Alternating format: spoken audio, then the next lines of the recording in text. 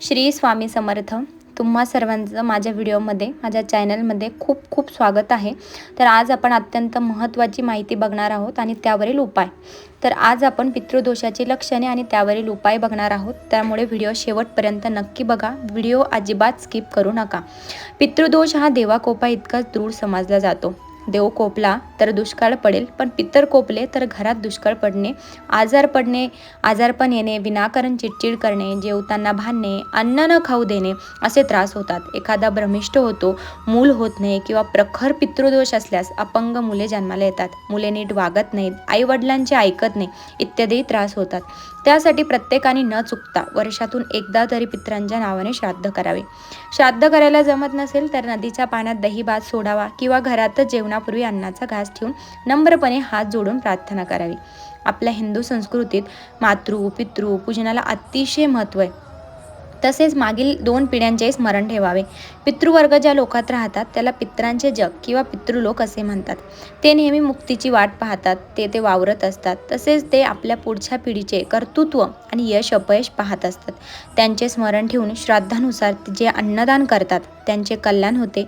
आई पणजी यांच्यासाठी वृद्ध स्त्रीला अन्न आणि साडी चोळी दान द्यावी, गाईला घास द्यावा. काही पूर्वजांनी कुणाला तरी दुखावलेले असते, त्यांचे घर, मालमत्ता किंवा पैसा हडप करणे, स्त्रीवर अत्याचार करणे, एखाद्याची फसवणूक करून त्याला अन्नाला महाग करणे, एखाद्याच्या आजीला अन्न, पाणी आणि औषधा वाचून तडफडून मरण आलेले असणे, अशा प्रकारचे त्रास दिलेले असतात.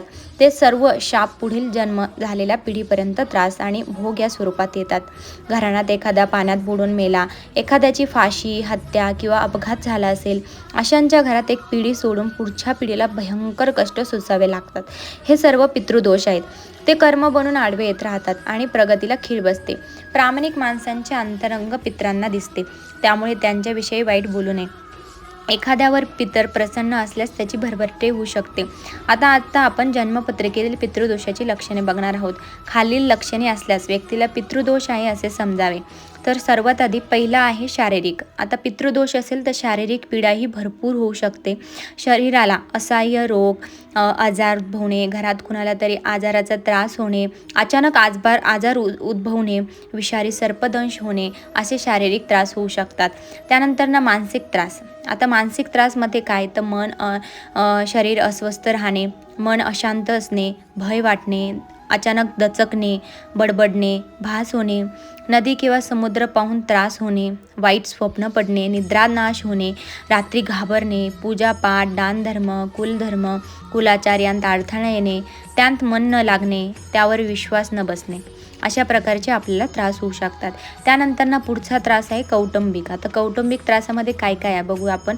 घराला पाणी पुरवठा न होणे, दाम्पत्य सुख समाधान न वाटणे, घरात शुभ कार्य न ठरणे किंवा लग्न कार्यात अडथळा येत राहणे, वारसा हक्क जाणे किंवा लोकांशी भांडणे होणे आणि किंवा वादविवाद होणे, अशा प्रकारचे त्रास होऊ शकतात. कोर्ट कचेरीचा त्रास चालू होणे, परिवारातील एखाद्या व्यक्तीला अचानक बाधा, भूत प्रेताच्या त्रासाचा अनुभव येणे, अशा प्रकारचे त्रास पितृदोषामुळे उद्भवू शकतात. त्यामुळे आपण उपायही बघणार आहोत. त्यामुळे व्हिडिओ शेवटपर्यंत नक्की बघा. व्हिडिओ अजिबात स्किप करू नका आणि चॅनलला जर नवीन असाल तर सबस्क्राईब केल्याशिवाय जाऊ नका आणि मला कमेंट करूनही कळवा की तुम्हाला व्हिडिओ कसा वाटलाय.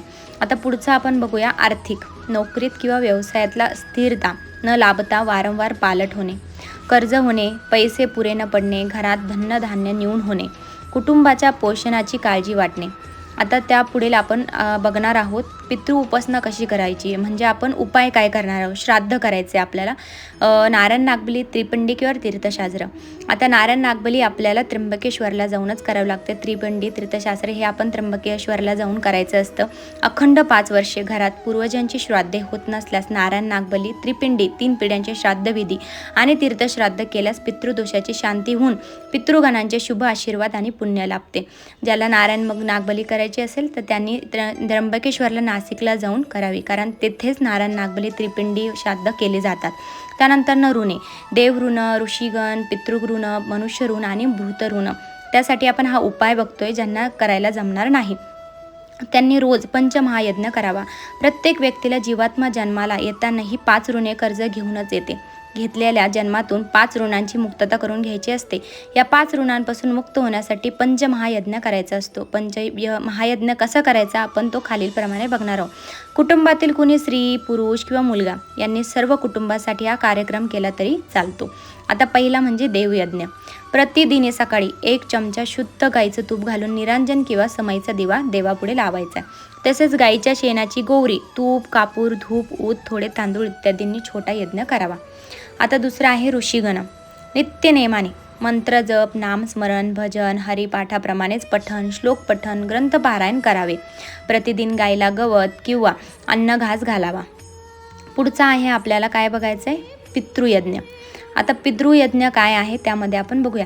रोज पंचमहायज्ञ करावा. केलेलं खूप चांगलं असतं. ज्याला नारायण नागबली करणं जायला शक्य नाही, कारण भरपूर वेळेस आपण ठरवतो पण जाणं होत नाही करायला, तर अशांनी पितृदोषाचा त्रास होत असेल तर हा पंचमहायज्ञ नक्की करावा.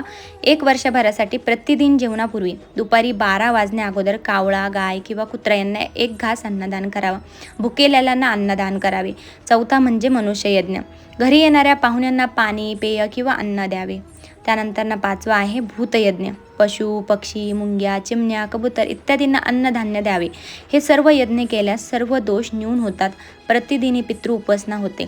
प्रतिदिन रामरक्षा, मारुती स्तोत्र, श्लोक, प्रार्थना, हरिपाठ, ग्रंथपठनही करावे. यामुळे मानसिक समाधान आणि स्वस्थ लाभते.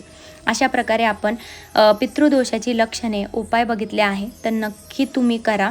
पंचमहायज्ञ तर केला तर खूप पुण्य लाभते, फळ लाभते आणि आपल्याला मानसिक शांती लाभते. तर व्हिडिओ आवडला असेल तर नक्की